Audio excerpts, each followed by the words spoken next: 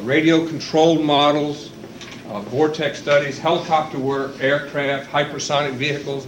Right now, hypersonics is becoming very, very, very important, very active. The National Aerospace Plane, I think it's been shown up in the newspaper as the Orient Express. We're doing a lot of work in support of that technology. And finally, the National Transonic Facility, which is a national facility that uses cryogenics as its test medium. Cryogenics means super cold. Okay, so what I like to do is go through a series of view graphs. This is one of our wind tunnels, a 30 by 60. It's 30 by 60 foot. It's called a full-scale wind tunnel. It's the largest tunnel here at Langley. It's one of the largest in all of NASA as an agency. The plane you see in there is a full-scale Cessna 210 aircraft, and it was mounted in our wind tunnel. It was flown. It was actually engine-on test. It actually had a powered engine test in our wind tunnel. We were checking one of the stability criteria. That plane was flown in, it was modified, installed in our tunnel, tested, taken down, and flown out again. So that was really interesting. Our technicians are responsible for, once it's being set in place, our technicians do all the hookup of all the instrumentation, all the strain gauges, all the instrumentation, and then actually operate the tunnel and collect the data.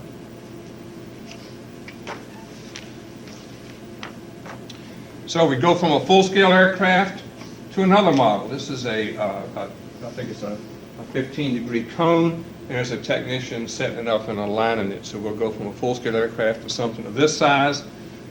Notice that's highly polished. The shops normally take care of the initial polishing, but beyond that, the technician does the final touch-ups and gets it to the researcher's specification, because he's the man we satisfy. He's the only reason we're there. By the way, when a technician, let's see, I'll save that for another view graph. This is another type of model. That's called it's a free flight model. It's a forward swept wing, and that's another good thing about the work we do out there. A lot of it's very advanced research. You know, at the time this photo was made, that plane did not exist. It now does exist, and it does fly. Forward swept wings. We do that kind of stuff. Here's another strange looking craft. Haven't seen many of those flying around.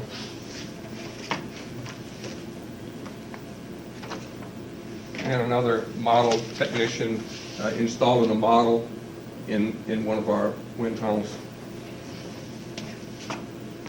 Again, in Tunnels Operations Branch, here's a technician, and he's doing checks on a control panel. And you see all the various dials and switches, and as you go through your training, you will learn how to operate these things and get pretty in-depth knowledge of how these things work. And as you grow, as you develop, you'll be able to troubleshoot these things. When something doesn't work right, you'll be able to get in and figure out what it is. And the researchers rely on us to do that for them, to keep these facilities operational. Here's a graduate apprentice sitting at the console, and that in the background is Carol Winbush. Again, our ladies do very well at Langley. She is now an apprentice. She had come to us as a co-op, and it was a real pleasure working with her, and she's come along very well. Again, at the control panel. Operations is, well, that's the name of our division, Operations Support Division. Operations is a big part of it. Here's another different type of program we have out at NASA. That is the F-16? F-16 XL. And what this program is about is called the DROP program. And it's out at Plumtree, out here at Macosin. And what we do, we build that model up. We might get the model from the from the model shop that Jerry's division would take care of. We might get that from them. And then in it, we put all of our technicians install all the gyros and the linkages and all the controls and instrumentation. They'll install all of it in that model, and then we'll attach it to a helicopter and take it up to about 7,000 feet.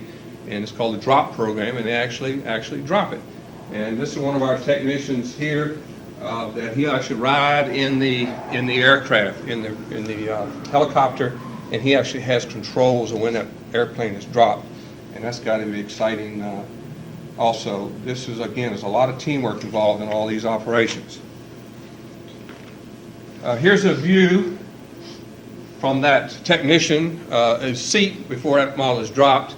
That is a drop model, a forward swept wing, X-29 again, and in the background you see Picosa. Now we'll drop that from that craft, and then it'll actually be flown in.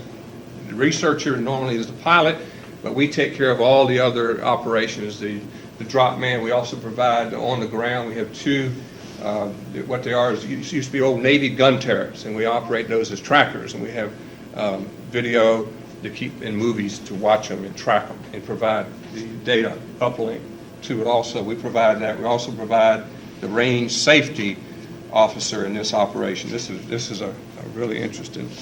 I've got a question, Dave. Yes. How frequent are those type of tests, like ongoing a lot, or is it like spaced out between, like an average day, more or less? Would that be a test performed quite frequently?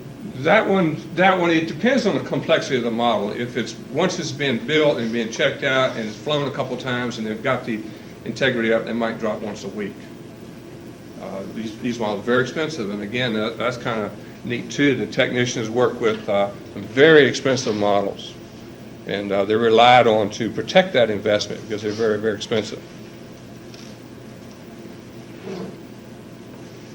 Here's a graduate apprentice, Mr. Gentry, and a recent graduate apprentice, female, working on a thrust vectoring part of a model. This would be the internal parts of some type of research vehicle, airplane or jet. And you see all these wires coming out of it. Instrumentation is an important thing because the instrumentation is what goes to the instruments that tells the researcher what this test is all about. That's what it's all about, information, and he needs to know that.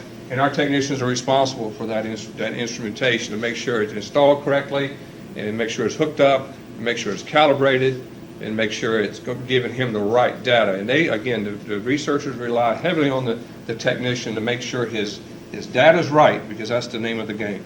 That's what we're here for. This is a technician in TOB working on a model, and he's probably doing some model finishing. You can see it looks rather rough on the edges.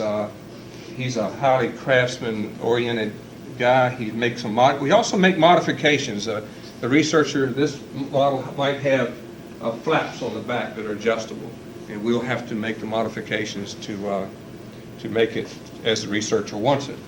And that's one in a very stage of a model build-up, a model preparation. And I'll show you one here of a final product. The technician is checking the inclined angle of that model. You can see how nice and pretty and polished that is. And that's important to the research. And this is actually installed in a wind tunnel. That's a wind tunnel test section.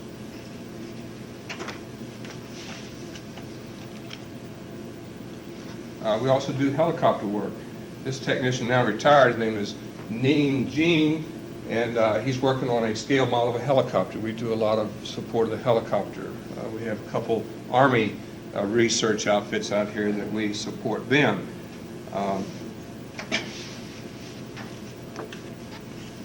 And that's the helicopter in the test section, actually installed. What the technicians do is they'll actually take a model such as, we call this a model, this would be the scale model of a helicopter, and we'll get it in a box. Technician will take it out of the box, they'll assemble it, they'll instrument it, they'll check it out, and they'll calibrate it, and our technicians, as they grow up in the job, they get better and better, and they'll solve all the problems, because rarely do these models come in, they fit together the first time. So there's always a lot of problems to be solved, and our technicians have a lot to do with solving a lot of those problems. They'll take it, they'll put it in the tunnel, they'll actually conduct the test, they'll take all the data. Then when the test is over, they'll take it out of the tunnel, they'll box it up, and have it ready to go back to the factory where it came from.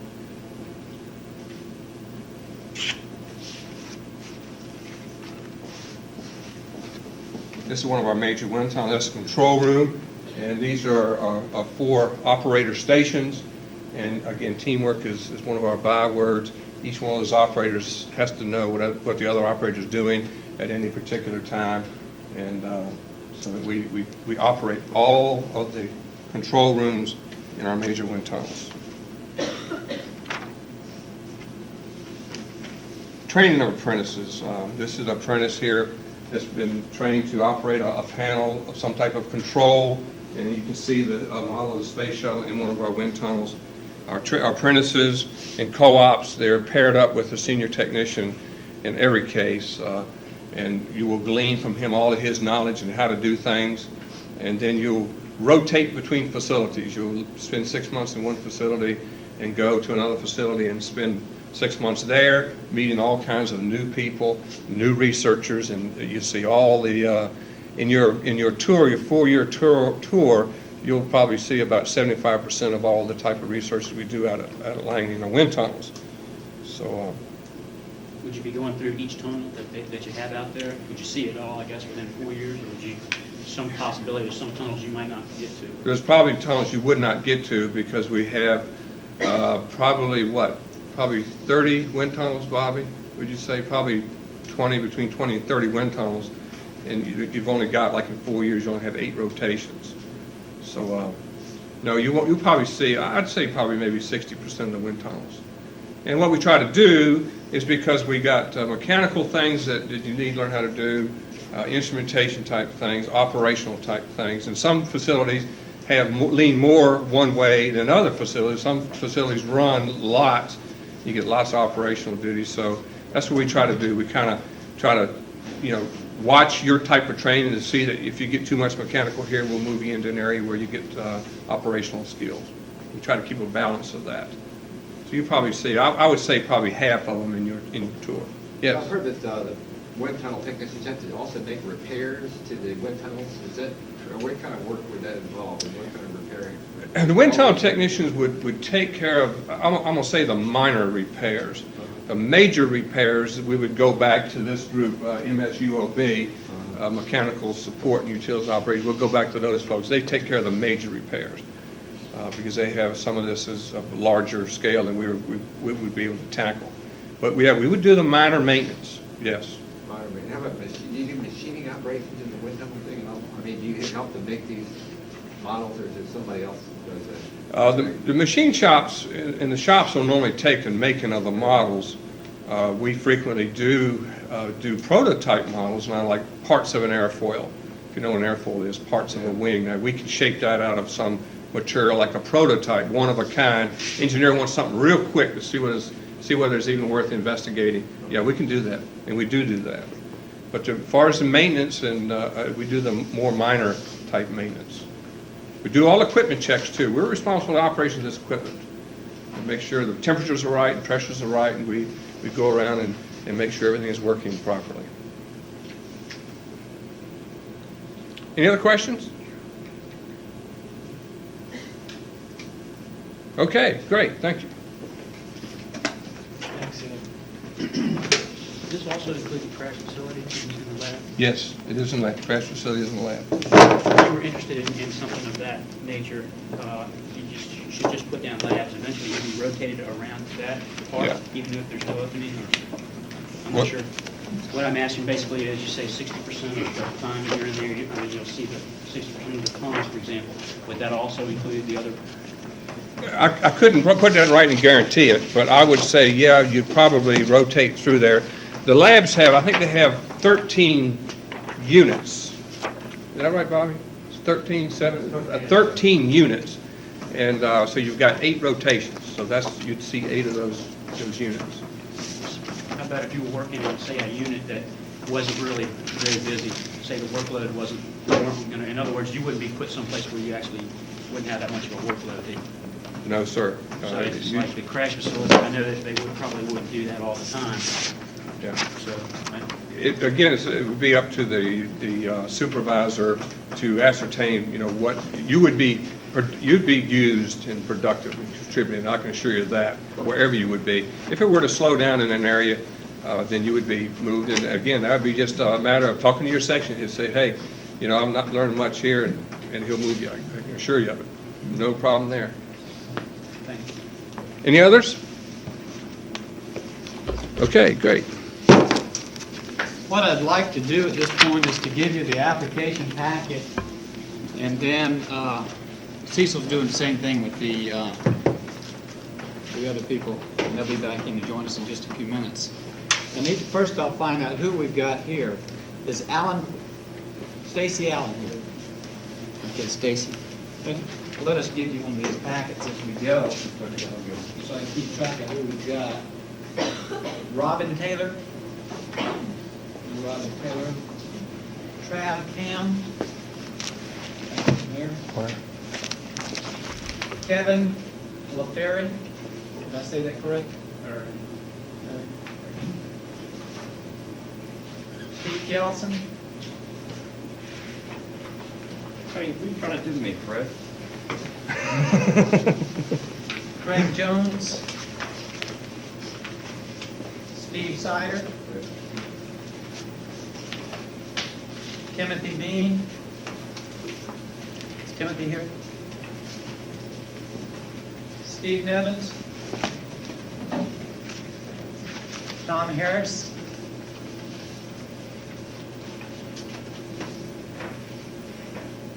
Christopher Richardson. Wayne Martin.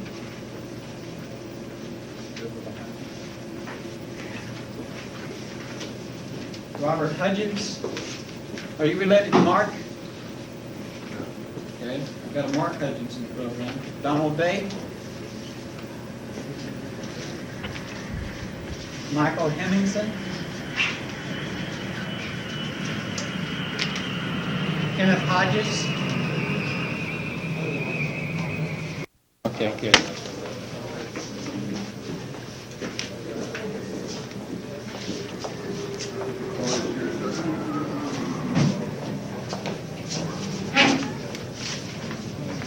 I've got a crucial time frame to give you on this stuff, so I hope no one will leave for just a few minutes.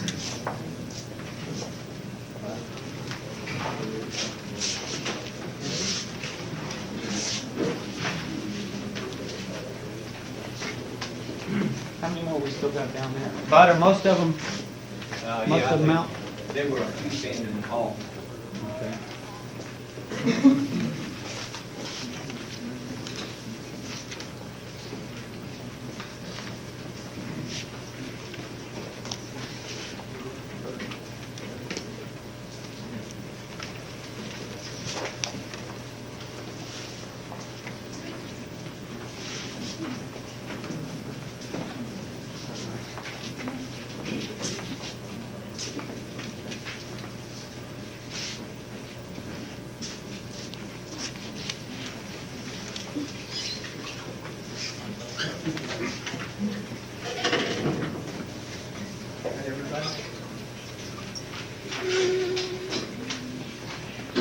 Okay, first off, we appreciate you being with us today. I realize this is a little bit longer than what you probably had expected it to be. Everybody gets excited about what they do and the questions that come up, and sometimes it takes a little bit longer in the discussions. A couple of things you need to be aware of. One, there's not one single trade that I can think of or area that we explained to you today where we do not have men and women. We have them in every single category that we have open. So I don't want anyone here to feel like that you can't apply for something just because of women don't go there or vice versa. We have men and women in each area. So all that is open to you. Secondly, a couple things that we need to go through. First off, I need to have the applications back early next week. I'd like to have them back out here to the school on the 21st. There's a reason for that.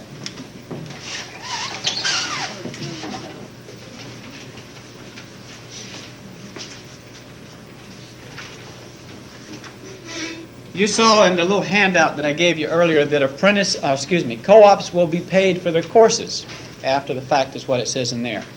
What we're going to try to do for this group, we're going to try to pay your tuition for you after the fact,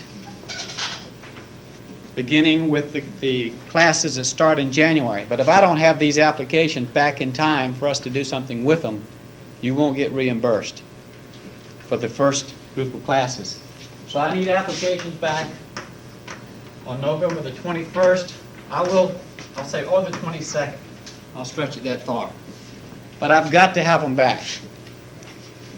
If we don't get them back, that in and of itself will not rule you out of the program, but it will rule you out as far as getting tuition reimbursement back for the months of January through May. You'll be doing that on your own because there's a federal requirement that says you have to be employed by the government the day the classes start in order for you to get a refund. If the classes start and you pay for it yourself prior to coming to work for us, we can't pay for your classes. I can't give you a reimbursement on it. So that's the pusher. So I've got to have these applications back. For most of you, that's going to be somewhere in the neighborhood of around $350 that you would get back based on the number of courses that you're going to be taking. Okay, secondly, I would like you on these applications that you've got, and I think Cecil's going to talk with you a little bit more in detail about them, but I'm just going to cover a couple of areas with you. On the green form that you have on the top, so that we'll know what you're interested in. These things are a nightmare to try to fill out. If you just open it up this way, what you would think would be the top is not, but this is what it would look like if you open it up. It'll say application for federal employment across the top of it. Over on the right-hand side, there's a little bit of a clear area right there in small space, and there's nothing written there that's going to give it away. This area right here, I would like for you to give me your first choice, your second choice, and your third choice. Please use the initials that you see on the sheets that I gave you, okay, such as LOB, TOB, MSUOB, CNDS, whatever it happens to be. Okay. What page is that again? It's the very first one, right at the top of it. What spot do you want it Just open it, there it is, right there. to, where would you like it to Yeah. for it? Really, really, all I'm doing is giving a suggested area. You don't have to be right there, but I've got to have something on here that tells me where you want to work. Okay? You may choose to put it on the left-hand side, but as an area of convenience for me to readily look at, I would like to have them over in this area right here. You get the packet, it's just like this, and just open it up like that, right here. Okay? First, second, and third choices. Give those to me on that, please. Okay. Let's talk a little bit about the selection process. How are you going to be selected to go where you want to go? It is our intent, one, we will look at the experience that you've had, unless you tell me I don't want to be considered based on the experience I've got, I don't like it, I want to go into a totally different career field. Now, if you put that on your application, we'll know right quick that you're trying to go to a different area. Some people want to stick with what they've been doing, some want a totally different change. So please let me know that if that's the case, because that may be a decision factor as far as you being selected into a particular area. Maybe your grades aren't that strong, but maybe you've got a lot of experience there, and so they say, I'd like to have that person. But if you're looking to go in something different, let us know. The second thing is your academics. We will be looking at the grades that you have. Some of you have got classes that you've completed out here at the college. We will be reviewing that as well. You need to be aware that the school will be releasing your grades to us. We have to have that, correct, in order to make a decision. If I have got, for example, 5 people where there are only 3 positions available, and we get down to all other factors considered, the grade point average will be the overriding factor. Okay, the person with the highest GPA is in all probability going to get it, or the 3 highest of those 5 probably. So that's a consideration you need to think about. It is our plan. We will start physicals on December the 5th. These physicals, if you were to go out and try to get one like it, it probably cost you around $150 to get one like this. They're fairly thorough. You'll think they're thorough after you get through, believe me. We'll be starting physicals on December the 5th through the 23rd. There will be 4 each day.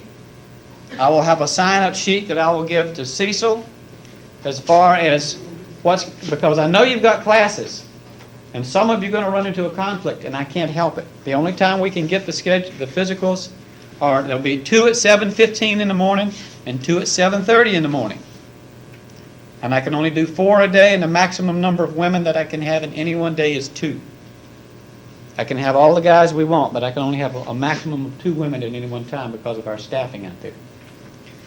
So you need to be aware of that. You can plan on being finished with the physicals around 10 o'clock in the morning. So if you want to try to make some type of arrangements with one of your instructors, because you have to be out there for a particular day, we'll try to get those lists to Cecil in advance so you can start signing up for when and where. Please don't wait till the last minute. I'd rather see a rush on the front end of this thing and get it completed. Okay?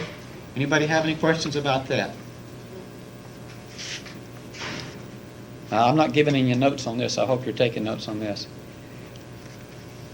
Those who are selected to go into the program, it's imperative that you give me a good phone number and an address where I can reach you.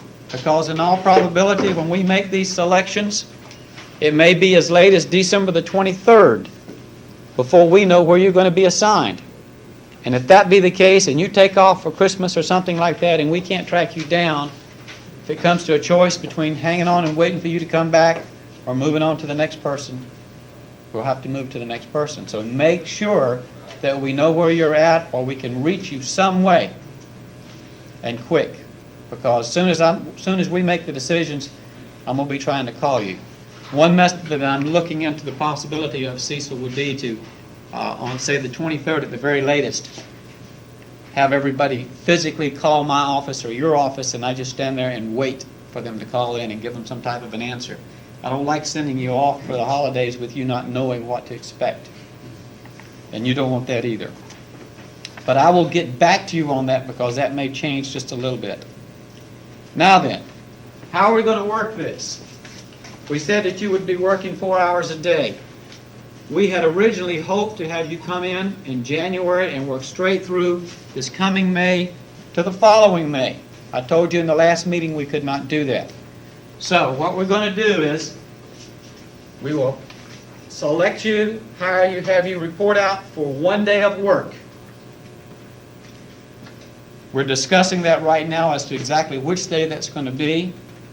Tentatively right now I would say that would be at this point, and please don't hold me to this because it may change. If you make some plans and go off somewhere and you don't show up for that reporting day, thinking that it's locked in on January the 5th, which is what it is right now, it may move forward to that, and I'll try to keep you informed through the school. But that's the day we're looking at right now for in-processing. That's a Thursday, not a Friday. We had talked about a Friday. But it's a Thursday that we would be trying to in-process you because school starts again on the 9th, and we're trying not to butt heads with the school.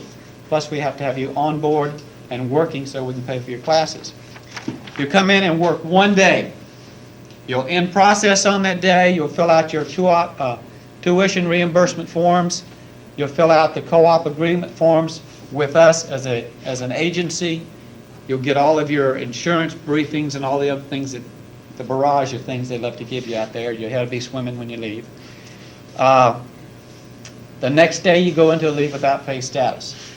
You stay in that leave without pay status until May the 13th, I believe it is. Now, while you're there that day, we fill out the form, so we hope to get you a refund. That'll be for the spring semester.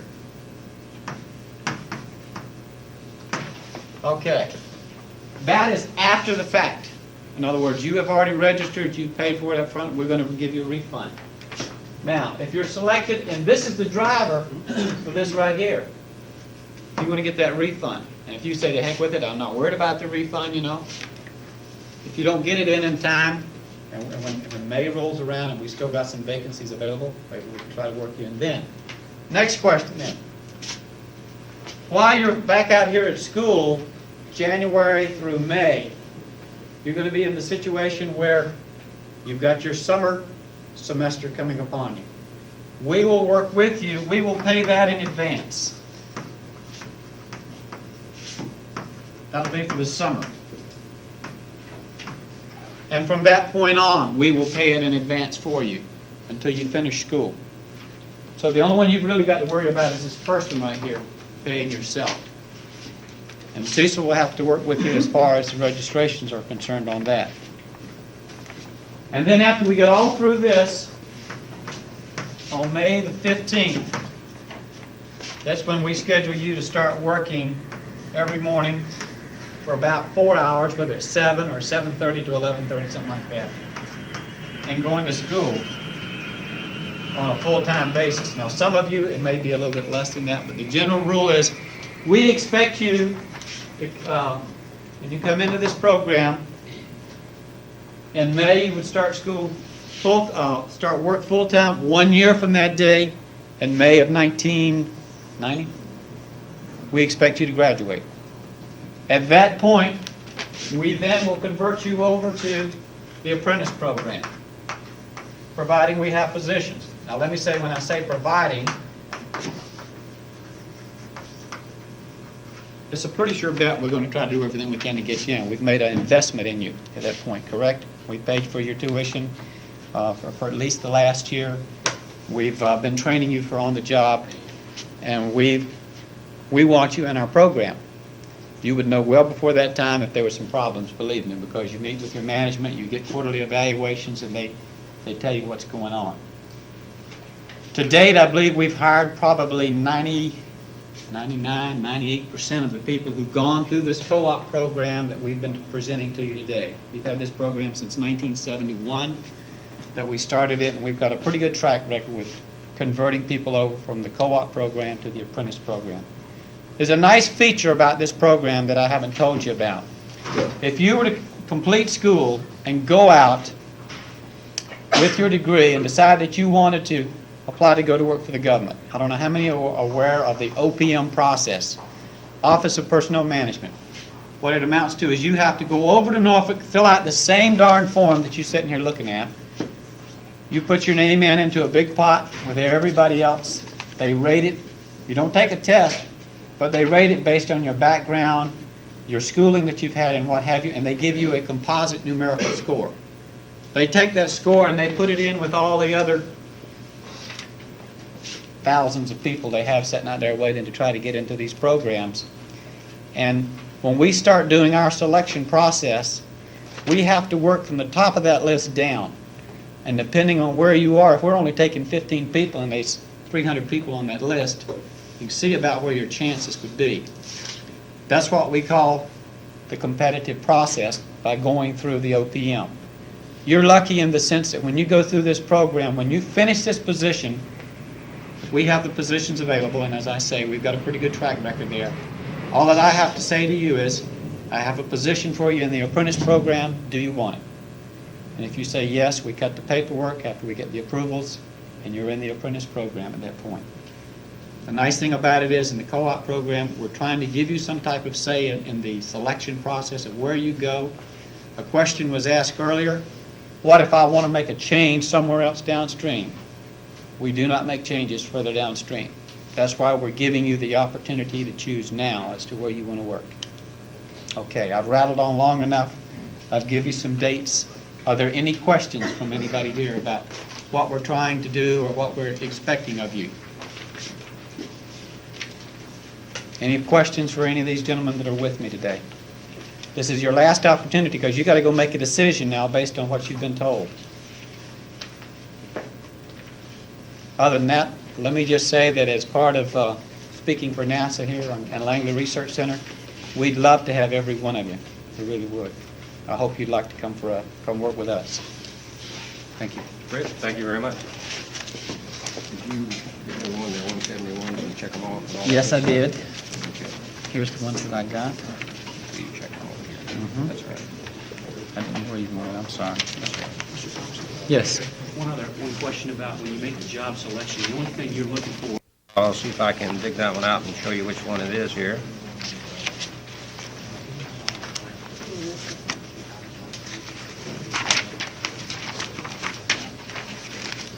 You notice, it's this one with the green, and you notice what's up in the upper right-hand corner?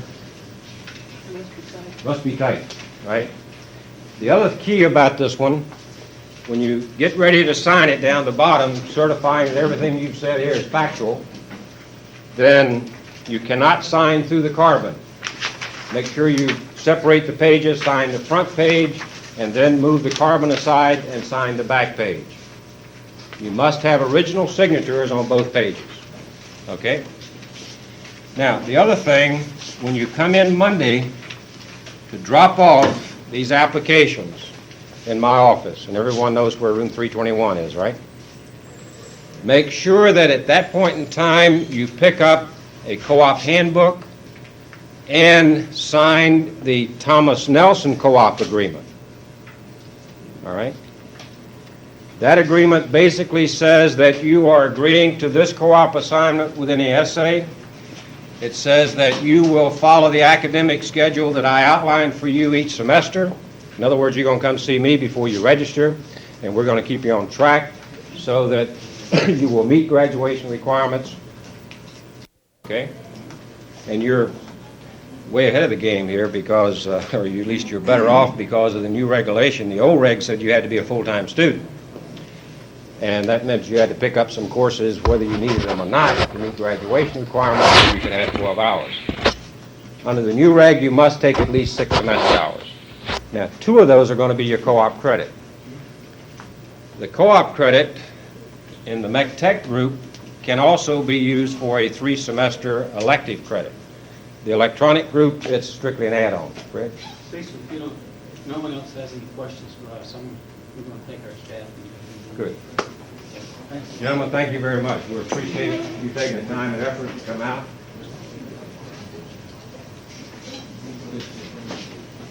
You sign with me, it basically states you're agreeing to this assignment, that your grade for your co-op credit is going to be based on a co-op written report that you must write at the end of each semester and return to me.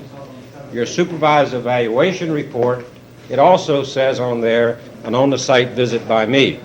But the on-the-site visit, it occurs, but I don't take that into consideration. It's primarily based 50-50 on your co-op report, the written reports you turn into me outlining what you did on the job that semester and your supervised evaluation.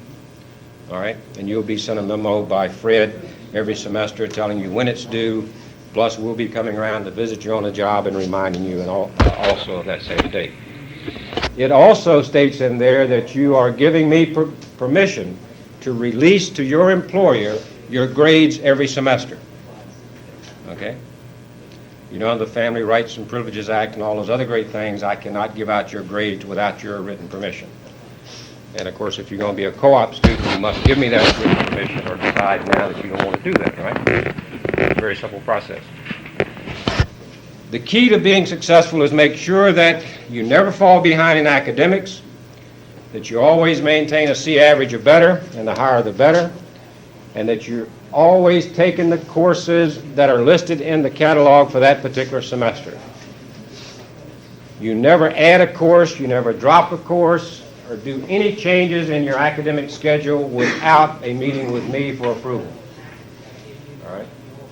You know, that may sound hard-nosed, a little dictatorial and so forth, but the purpose of that is so I can keep you on track and get you to graduate on time, because if you don't graduate on May 15th, when the rest of the students graduate, then there is nothing we can do for you. All right? We can't allow you to take 2 years to get through the program, because every student that's extended time-wise eliminates a position for a new student coming in. So we get you in, get you out, and start a new group. That way everyone has equal opportunity. All right? So it's not that we're trying to be hard-nosed. Now, I know that from time to time, circumstances beyond your control will say, look, I'm going to have to drop a particular course. All right? Come see me. And I can tell you whether or not that is the course that you can drop, based on my knowledge of the schedule, when it will be offered again. There are certain courses that if you drop it, you will not have the opportunity to take that course again until a year from then. And then it's too late. All right? So you come back to me and you say, well, I goofed, I dropped that course, now I can't get it for a year, what am I going to do? You know, there's not much I can do to help you. So come see me first, then we don't have that problem. And I get complaints from time to time from students saying that I can never find you. All you have to do is to call the office or stop by the office and tell the secretary what day and time you want to come in. She puts it on my calendar, and when you show up, I'm there. All right? You can't plan on just walking in at any time and expect me to be there all the time. All right? That would be nice if that's all I had to do was sit in the office and wait to see if somebody hopped up and come in once in a while. But it doesn't work that way. Okay, so those are the main things. Get all this paperwork done, get it into me on Monday. Make sure that you pick up your application for your application for the co-op. For those of you who have not done so, you can do that today. Pick up the co-op handbook, which will explain everything I've just told you. Sign that written agreement at that point in time and leave it with the secretary. Make sure also that you register early.